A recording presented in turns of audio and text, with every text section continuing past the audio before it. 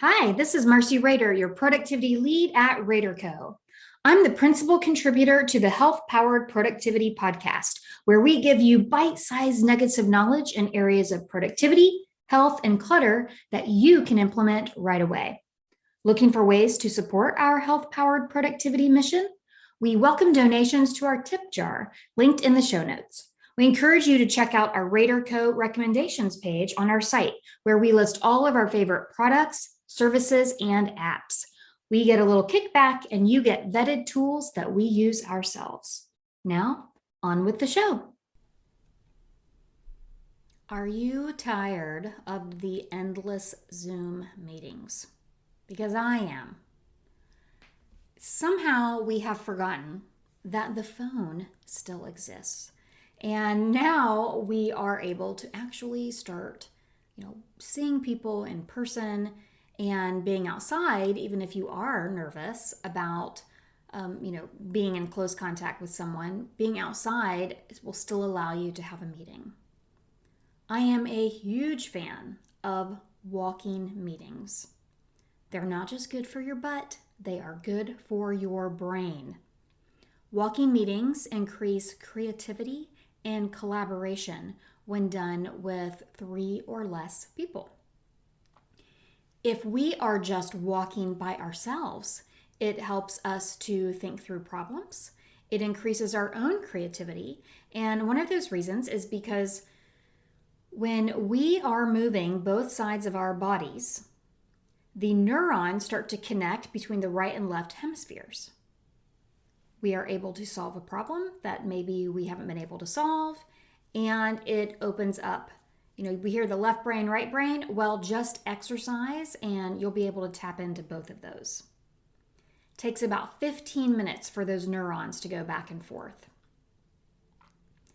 Also, if you are doing a walking meeting, if you have somebody that reports directly to you, or you are in some position of hierarchy, it can actually reduce that real or perceived hierarchy, when sitting across the table or desk from someone. If you are in a heated conversation or have an uncomfortable conversation, it can help that person be more open and honest with you. Or maybe it's for you to be more open and honest. These are great to do with your teenagers. It's one reason why I heard a therapist once say that couples always get into big conversations when they're in the car because neither one of them are looking at each other. But this is something to think about when you are, having one of those uncomfortable meetings. I actually had a client several years ago. She was a director, and her direct report, actually it was 2 levels below her, made a $1 million mistake. And this was not a joke. They worked in contracts and finance, and they made a very big mistake. And she thought for sure she was going to be fired. And I happened to have a meeting with this director that day. And I said, take her outside, go for a walk around the campus. And, for one thing, that will bring her adrenaline down because she will be moving. She will not have to look at you. This director happened to be very tall. She was a very tall woman. And so that, there's already a hierarchy. And now it would also be someone who's very tall. And so she ended up doing that. And the woman was so appreciative that they were doing it outside, away from people looking at them. People knew that she had made this mistake. And so she said it made her feel a lot better. She did cry a little bit, and at least she wasn't in the office. And it ended up, she was able to stay on at the company. One thing that, I talked to the director about was, if they made $1 million mistake, they're probably not going to make it again. It wasn't malicious. And so, it's a little bit of a tangent here, but it gives a great example of a walking meeting and when or why to have them. So, rules for walking meeting.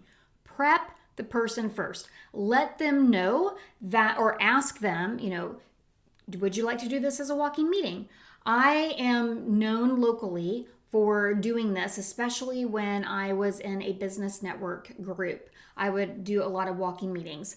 And I met once with a guy who ended up walking in his soccer cleats because he forgot to bring his sneakers, but he said, I don't care, I will walk. We walked 3 miles. He walked in his soccer cleats because he said, I am so tired of coffee shop meetings.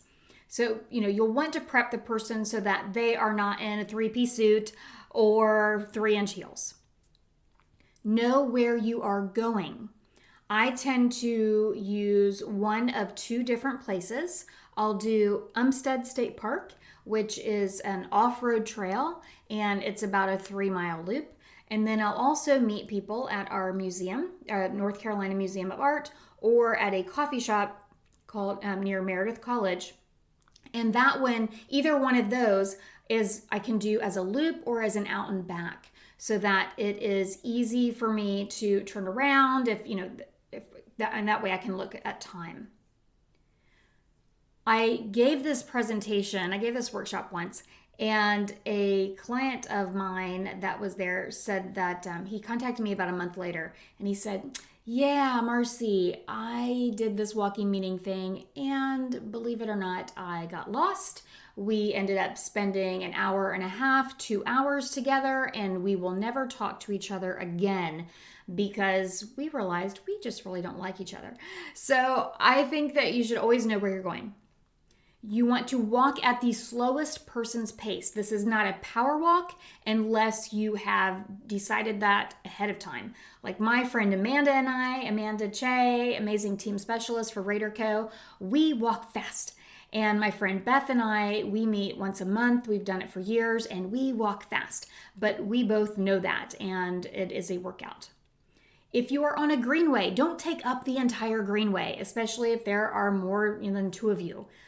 Be courteous of others. Just because it's your business meeting doesn't mean that, you need to take up all that space. And always check the weather, of course, and have a backup. That's one reason why I like to meet people at Meredith or at the Lucky Tree Coffee Shop near Meredith College, because we have the coffee shop to go to as a backup. So those are your in-person. You can also do them by phone. I will schedule phone meetings this way. I will let people know I'm going to be doing this as a walkie-talkie if you want to do it that way. They know that they're going to hear my door open and shut. But you do need to be careful about noise. I don't do this with everyone because if there's background noise or you live somewhere that's really loud, that can be distracting. So you would want the person to be agreeable to that because they may have their own noise. And if you can't do it with either of those, then just consider, doing a walkie-talkie as you're listening to webinars or to a podcast or audiobooks. You don't need to just sit for your meeting. You don't need to just sit while you're listening to a webinar or even this podcast. So there you go.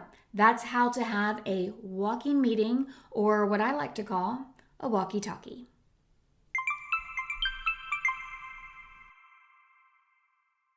Thank you for listening to the RaderCo Health-Powered Productivity Podcast. Please subscribe, leave a review, and forward this episode to at least one person you know could benefit. And can I ask a favor? If you felt this podcast was valuable, please consider supporting it by donating to our tip jar to continue giving you bite-sized nuggets of knowledge. And get your sneak peek of my latest book, Work Well, Play More, Productive, Clutter-Free, Healthy Living, One Step at a Time, with the novice behaviors from Chapter 1 that includes how to deal with all those rings, pings, and buzzes, how to declutter your digital desktop and why it's important, and how to play hide and seek with your food to help with portion control. It's waiting for you at helloraderco.com/gift.